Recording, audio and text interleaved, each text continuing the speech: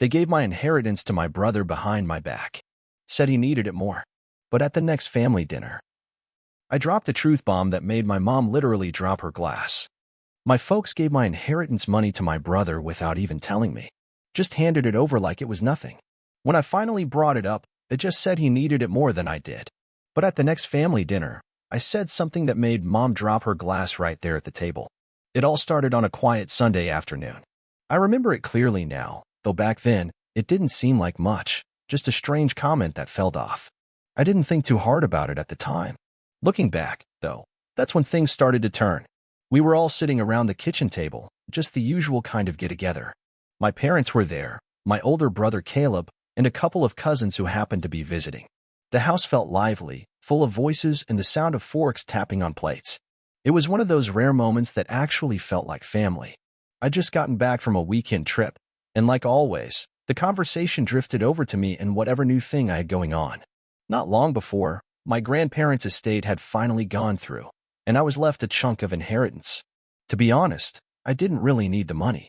I've always been decent with saving and investing, and I live pretty modestly. Unlike Caleb, he's always been chasing one scheme after another, none of them ever really sticking. I brought up the inheritance in passing, just keeping things light. Yeah, the estate finally settled, I said, smiling. Not that I needed it, but it's nice to have a little more security. My dad looked at me with this tight little smile that didn't quite reach his eyes. He usually wasn't weird about money, but something was off. Mom sat there fiddling with her coffee cup, staring out the window like she wasn't really part of the conversation. And Caleb, he was just being Caleb, giving that easy grin of his, quiet like usual. He only ever spoke up when he had to. Then Mom said something that stopped me cold. She looked over at Dad, then back at me, and said, "Well, don't you think Caleb could use that inheritance more than you?" I froze. The whole room felt different, like the air had shifted. "What?" I said, not sure I'd heard her right. "I mean, sure, but he's doing okay, right?" I looked across the table at Caleb. He sat up straighter and cleared his throat. Yeah, I mean, I'm getting by. But, things have always been a little more tangled on my end, but saying that feels like putting it lightly. Truth is, Caleb had been struggling for years. At least, that's how he liked to paint it. Every time I blinked, he was chasing some new business idea, some startup that was supposed to be the one. Then, just like clockwork, it would crash and burn. He'd throw money into it, and it'd disappear like smoke. Over and over again, same pattern. He was always just about to make it, always on the edge of something big that never quite landed. It wasn't hard to see what was really going on. But my parents, bless their hearts, they always seemed a little too willing to believe his story. What really got to me, though, wasn't anything Caleb said, it was the way my parents looked at me when they talked about it. There was this odd, half-guilty look in their eyes, like they were trying to explain something they knew I wouldn't like. The words came out, but they didn't feel right. After a long, weird silence, my dad finally said, "Look, we just think Caleb needs the money more right now. He's had a tough time getting things together." I stared at him, trying to wrap my head around what I just heard. "Are you saying you gave Caleb my inheritance?" I asked. My voice came out sharper than I meant it to. Mom shot up out of her chair, her face flushing pink. "It's not like that, Elias," she said quickly, flustered. We didn't want him to feel left out." She paused, looking anywhere but at me. "He's been struggling for so long. We thought this might help him get back on his feet." And that's when the frustration really started boiling up. Because this wasn't just about the money anymore. This was about fairness, about respect, about the fact that I'd spent years working my tail off, making smart choices, turning down tempting offers because I knew better, building a solid life for myself through effort and patience. And now they were telling me that my brother, the same one who blew through chance after chance, deserved the money more than I did? And they didn't even have the decency to ask me first? It made my head spin. Luke, for his part, looked about as comfortable as a guy sitting on a cactus. He kept glancing back and forth between me and our parents. He didn't look embarrassed, not really. But I could see something shift in his face when he realized I wasn't buying the whole "he needs it more than you" thing anymore. Still, he didn't say a word. Just sat there, nodding along, letting them do all the talking. I didn't even know what to say at that point. My parents looked nervous. Luke was either pretending everything was fine, or he genuinely didn't give a damn. I stood up from the table and walked out, away from that awkward mess. "I need some air," I muttered, not really caring if anyone heard me or not. I stepped outside, and as the door closed behind me, the weight of everything hit me square in the chest. I paced around the backyard for what must have been an hour, just trying to make sense of it all. My thoughts were all over the place. Did they really think I wouldn't notice? Was this just a one-time decision? Or had they done something like this before? And what the hell was I supposed to do with that kind of betrayal? Their words kept echoing in my head. He needs it more than you. That line had nothing to do with money anymore. It was about what I meant to them, about how they saw me compared to Luke. Why was it always him who got the second chances, the help, the understanding? And why did I always have to be the one who had it together? The dependable one they didn't even bother checking in with. But more than anything, it became clear. I had to say something. I couldn't let this slide. I didn't know how that conversation was going to go, or when, but I knew it had to happen. Soon. Because deep down, I could feel it. There was more to this story. Something they weren't telling me. Still, that confrontation would have to wait until the next family dinner. Somehow I knew this wasn't over. I could feel it in my gut. After that dinner, I started second-guessing everything. All my decisions, every choice I'd made up till then. Part of me wanted to let it go, tell myself my parents meant well, that they were just trying to help Luke in the only way they knew how. But that little voice in the back of my head wouldn't shut up. That one sentence, "He needs it more than you," played on repeat. It didn't sound like a simple explanation. It sounded like something final. Like they'd already decided where I stood in the family pecking order, and there wasn't a damn thing I could do about it. It started getting to me. Every time I sat down to focus on work or tried to relax, there it was again, looping in my head. It wasn't just the money. It was how they didn't even bother to ask me what I thought. How they assumed I'd be fine, because I usually was. And the truth is, yeah, I've worked hard. I've made smart moves. I've done without plenty of things to make sure my future was solid. They knew that. But somehow, that didn't seem to matter as much as Luke needing another bailout. A couple of weeks passed, and then something happened, something that finally started to put the pieces together. I was over at my parents' house again, just to grab a few things I'd left behind. I wasn't expecting anything, just in and out. But as I was heading up the stairs, I heard voices from the kitchen, Mom and Dad, talking low like they didn't want to be overheard. Then I caught Mom's voice, soft but clear. "I think Luke will be okay now. He's got the right idea this time." "The new business venture looks promising," Mom said. And the first thing that popped into my head was, what new business venture? Because far as I knew, Luke had been through more promising ventures than I could count, and not one of them ever made it past the starting line. He had this talent for making things sound real legit, like the next big thing, right up until they collapsed like a sandcastle at high tide. I leaned up against the wall, staying quiet, just listening. Couldn't help myself. "He says it's the perfect opportunity," my dad said. "And if he pulls it off this time, it'll all be worth it. No more scrimping." "Right," Mom answered, her voice low. "But we still need to make sure he doesn't fall back into old habits. He's got so many debts, we don't want him to drown." That one hit me in the gut. Debts? So he was in deep. That's not what they made it sound like when they handed him my inheritance. They painted this picture of a guy who just needed a little help to get back on his feet. But now it was sounding a whole lot more serious. And more reckless. Something didn't feel right. Not just with Luke's story, but the whole way my parents were handling it. I couldn't shake the feeling that there was more going on here, more than they were saying. So I played it cool. Let a few days go by, then casually brought it up with Luke. We were both at our parents' house again, and I caught him in the kitchen. "Hey man," I said, leaning on the counter like it was no big deal. "What's this new business thing you're working on?" Mom and Dad mentioned something.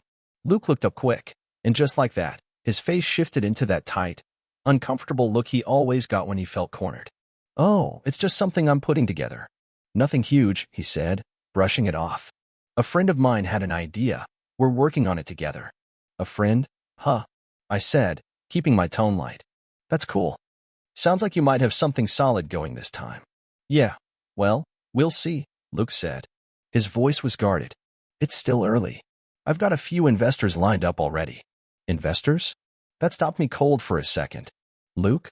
With actual investors?" My brother's not exactly the kind of guy who attracts confidence, let alone from folks with money. And when Mom and Dad talked about him, they sure didn't mention anything about investors. Just debt, struggle, barely scraping by. Which made me wonder, did they even know? "So you're doing okay then?" I asked, keeping it casual. Luke gave me a thin smile. "Yeah, I'm good. Everything's under control. But I didn't buy it. Not for a second. None of it added up. I kept the conversation going, real casual-like, asking just enough to keep Luke talking without making it obvious I was digging. And the more he talked, the more little cracks started to show. Stuff didn't line up. Not with what my parents had told me, anyway. This wasn't the same Luke they'd described, the guy who couldn't catch a break, drowning in debt, barely hanging on. No, this version of Luke was talking about plans, projects, and people backing him. That desperate, down-on-his-luck brother they'd painted? He was nowhere in sight. Later that night, I sat alone in my room and started putting the pieces together. I went back through old messages from Luke, dug up emails from past projects where he'd been trying to raise money. Then I checked out a few public records, just to be sure. I felt like some kind of amateur detective, but what I found floored me. Turns out, Luke had been getting financial backing from a private investor. Not just a little bit either. We're talking real money, and it had been going on for about a year. He'd been getting serious help the whole time my parents thought he was struggling. I just sat there, staring at the screen, trying to wrap my head around it.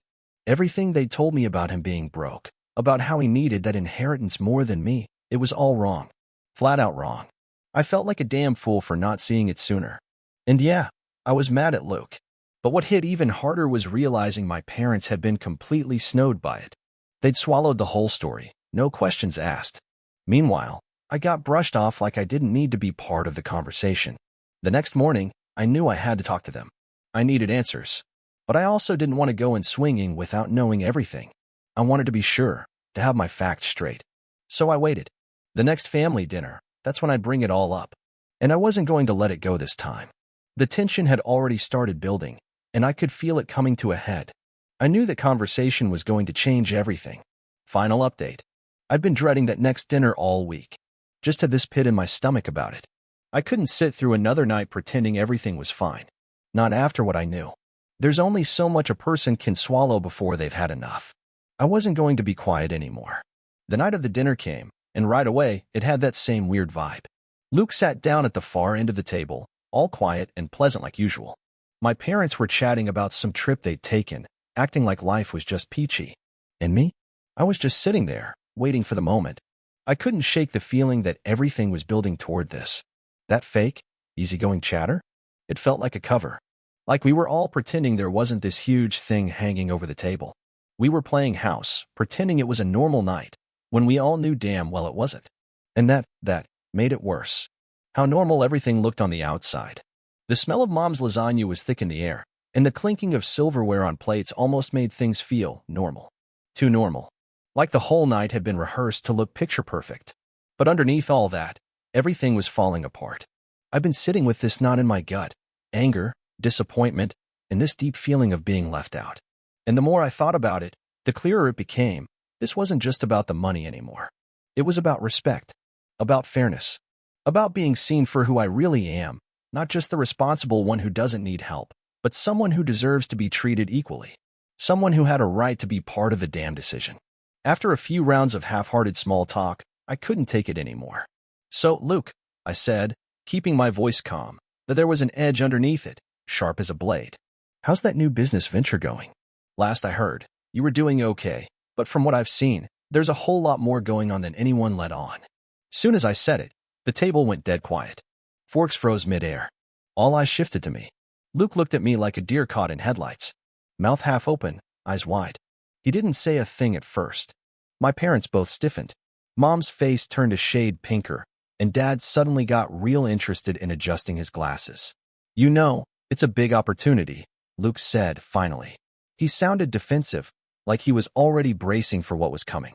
A lot of moving parts. You wouldn't understand. I cut him off. You know what, Luke? You're probably right. I don't understand. I leaned in a little, still calm, but firm.